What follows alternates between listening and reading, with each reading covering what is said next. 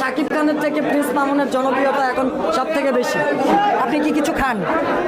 কিছু খাই বলতে শোন ভাই, এখন আমার ফার্স্ট অফ অল কথা হলো এটা যে এই ধরনের বোকাচোদা পাবলিকগুলোর ইন্টারভিউ না কোন খাঙ্কির পোলারা বাইঞ্চোদের বাচ্চারা কিন্তু জানে যে এইমার তো ডেন্ডি খাইয়েছে, তারপর ওরে ভুলভাল প্রশ্ন করে মাদারচোদরা। এই ধরনের মাদারচোদের কারণে কিন্তু আমাদের বাংলাদেশের নিউজ রিপোর্টারদের অনেক সময় বদনাম হয়। এই খাঙ্কির পোলারা যেমন ডেন্ডি খায় আর যাদের নিউজ করে তারাও অল টাইম ডেন্ডি খায়। কি বলবো, যাই হোক। তো হ্যালো ভাই ব্রাদার্স, ওয়েলকাম ব্যাক অল্প কিছু সময়ের জন্য। তো তারপর বলো কেমন আছো তোমরা? বরাবর মতো নতুন একটি ভিডিও নিয়ে হাজির হয়ে গেলাম আমরা। তো আজকের ভিডিও টপিক এটা তো তোমরা টাইটেল এন্ড থাম্বনেল দেখে অবশ্যই বুঝে গেছো, আর যারা না বুঝছো তাদেরকে আমি আবার বুঝাই দিতেছি। এই যে একটা ডেন্ডিখোর মাদারচোদকে দেখতাছো, এই বলতেছে শাকিব খানের থেকে নাকি প্রিন্স মামুনের জনপ্রিয়তা এখন অনেক বেশি। আরে বোকাচোদার বাচ্চা, প্রিন্স মামুন তো সেটা ফকিনির পোলা, সারা জীবন করছে টিকটক, আর ব্রেন তো এসে পড়ছে ফুটকিতে। তাহলে তুই ওর মতন ফকিনির বাচ্চারা কিভাবে শাকিব খানের সাথে তুলনা করস? দেখ ভাই, তুই ডেন্ডি খাস তাতে আমার কোনো সমস্যা নাই, কিন্তু তুই যে শাকিব খানের নিয়ে এতগুলো কথা বলি, তোর কথা তো শুনে আমার বিসি পুরো লক হয়ে গেছে। শাকিব খান হলো আমাদের বাংলাদেশের নাম্বার 1 সুপারস্টার, তাকে নিয়ে তুই কিভাবে প্রিন্স মামুনের সাথে তুলনা করস? ওর মতো বোকাচোদার বাচ্চারা কিছু টিকটকের সাপ্লি পোলামেন্ট ফলো করে দেখা হয় বাংলাদেশের অনেক বড় মাপের চ্যাটারবাল হয়ে গেছে। সর্বপ্রথম নাম্বার 1 লাইফে এমন টিকটকার উনি ছিল, তো ওনার ফ্যান ফলোয়ার বেশি থাকতে পারে।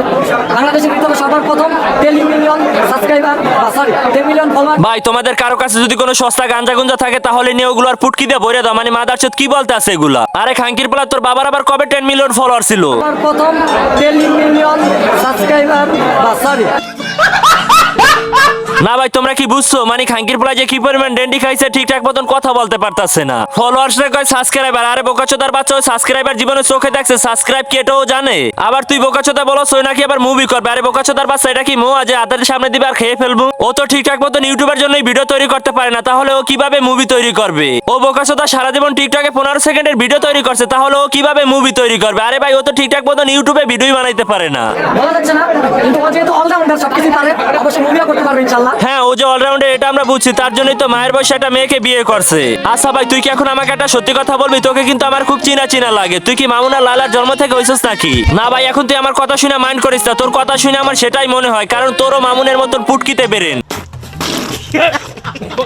ভাই, এখন আমি বলছি যে মামুনের মতন ওরও বেরেন পুটকির বিচ্ছে, এটা শুনে হাসাহাসি করার কিছুই নেই, কারণ ও টিকটক করে। আর তোমরা তো জানোই টিকটকারদের বেরেন কোথায় থাকে? বেরেন থাকে পুটকিতে আর গু থাকে মাথার ভিতরে। কেন?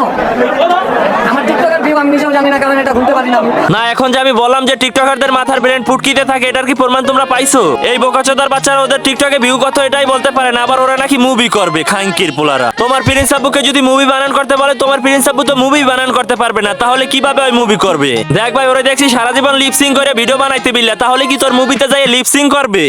ও তাইলে ঠিক আছে, যদি লিপসিং করে তাহলে ওই মুভি করতে পারবে, কারণ ও লিপসিং করার প্রতিভাটা আছে। আর যদি ওকে মুভিতে নিয়ে ডায়লগ বলতে বলে, তাহলে ওই ডায়লগে ড বলতে পারবে না, কারণ ও তো কিছুই পারে না, ও তো একটা মূর্খ। शाबाश बेटा।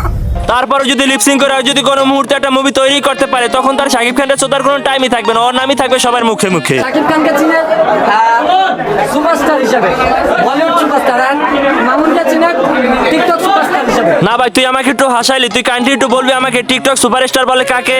যারা টিকটকে ছাপিগিরি করে কন্টেন্ট তৈরি করে তাদেরকে আমরা টিকটক সুপারস্টার বলি। আসলে আমাদের মামুন ভাই একজন ছাপরি টিকটকার, তার ছাপরিগিরির স্কিল এতটাই ভালো যে তার জন্য আমি তাকে মুভি করতে বলি, আর সে মুভিও করবে। সে আমাকে বলছে সে নাকি সামনে একটা মুভি তৈরি করবে, আর মুভির নাম দিবে বলে মা কেন আমার লায়লা।